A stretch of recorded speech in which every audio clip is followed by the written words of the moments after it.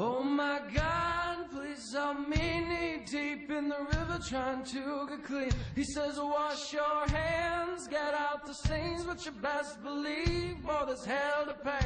Yeah, you best believe, boy, there's hell to pay. Saying,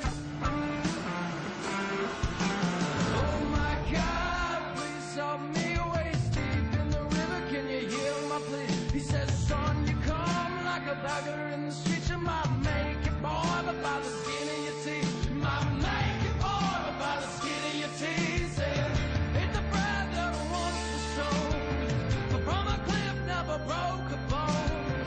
I gotta get the kings on the throne, and I'm all alone, and the fire grows, and I'm all alone, and the fire grows.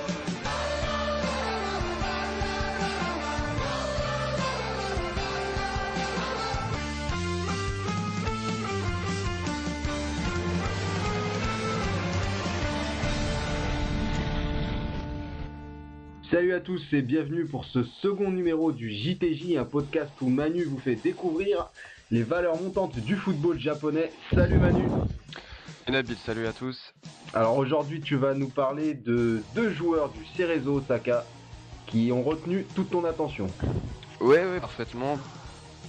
Pas que mon attention, puisqu'ils sont quand même suivis parce que appartenant à l'équipe olympique. Donc il s'agit de Takahiro Ogihara et puis de Hotaru Yamaguchi, qui sont donc la paire de milieux défensifs du Cerezo Osaka et maintenant de l'équipe internationale Espoir qui ira, on le rappelle, au JO de Londres. Alors on va commencer tout de suite avec Ogihara, donc le joueur qui est âgé je crois de 20 ans, c'est ça ? Oui, 20 ans, il est plus jeune que Yamaguchi. Ogihara c'est très simple, c'est un milieu défensif mais qui a une certaine polyvalence, qui peut également dépanner en défense centrale. Il a quelque chose de plus par rapport à Yamaguchi, qui est une frappe de balle assez terrible qui lui a permis de marquer 4 buts pour 10 apparitions la saison passée. Pour un milieu défensif, c'est pas mal. Et puis surtout c'est un grand gabarit, 1m84, 72 kg pour la G-League, c'est pas mal du tout. Donc voilà, très très très bon jeune, très bon espoir, et à 20 ans avoir un tel niveau technique et puis une telle maturité sur le terrain, c'est quand même assez peu courant. Donc maturité technique, maîtrise technique, est-ce que tu vois quand même des défauts chez ce joueur ? Pour le moment pas en fait, c'est ça qui est très très intéressant, quelques fautes évitables comme tous les jeunes de cet âge, mais je trouve qu'on est sur quelqu'un qui a que des choses qui peuvent évoluer dans le bon sens, quoi. C'est-à-dire l'apport physique, bon c'est un gabarit correct, on l'a dit, mais il va encore prendre du physique, il va encore gagner de ce point de vue-là, mais après il peut que progresser, et c'est un joueur qui a un bon état d'esprit. Pour le moment je vois pas de défaut particulier qui pourrait freiner sa progression en tout cas. Titulaire indiscutable en équipe espoir, est-ce que tu le vois rapidement arriver en Europe ?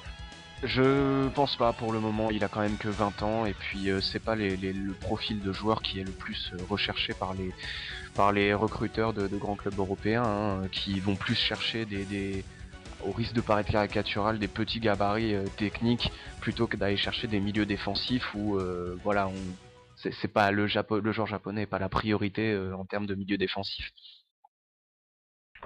Alors ça c'était pour Ogihara, on passe du coup à Yamaguchi.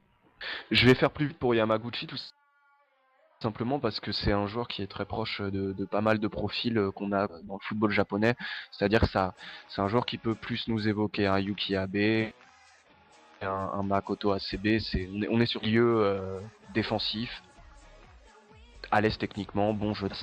C'est moins explosif, mais c'est un joueur très intelligent qui impressionne de plus en plus au fur et à mesure des rencontres. Son jeu s'étoffe, mais ça reste du classique pour le football japonais. C'est quelqu'un qui pourra vraiment prendre la relève des AB et des ACB parce qu'il en a les moyens, mais on reste sur un profil plus classique.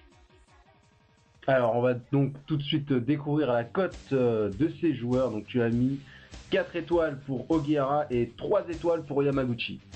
Exactement, tout simplement parce que Ogihara a quelque chose de plus par rapport à Yamaguchi. On est sur un profil différent, et puis Un an de moins, hein, c'est pas grand chose, mais c'est déjà ça. Je trouve qu'il est il a vraiment de quoi exploser cette saison au Gala, alors que Yamaguchi, on reste sur un joueur avec une progression assez rectiligne, quoi. Hein. C'est pas, ça va pas devenir le plus grand milieu de tous les temps du côté du Japon. Ogiara a un profil différent et je pense que c'est pour ça que je le vois plus fort, justement parce qu'il est atypique qu'un Yamaguchi.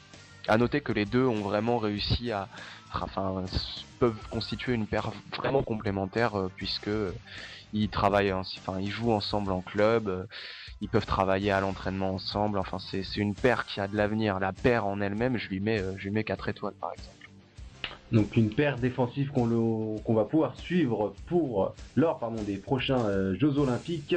Donc ce sera tout pour ce numéro. Merci beaucoup Manu. Merci à toi Nabil. Allez, donc on se retrouvera pour notre part la semaine dans 15 jours pour un nouveau numéro. D'ici là, portez-vous bien.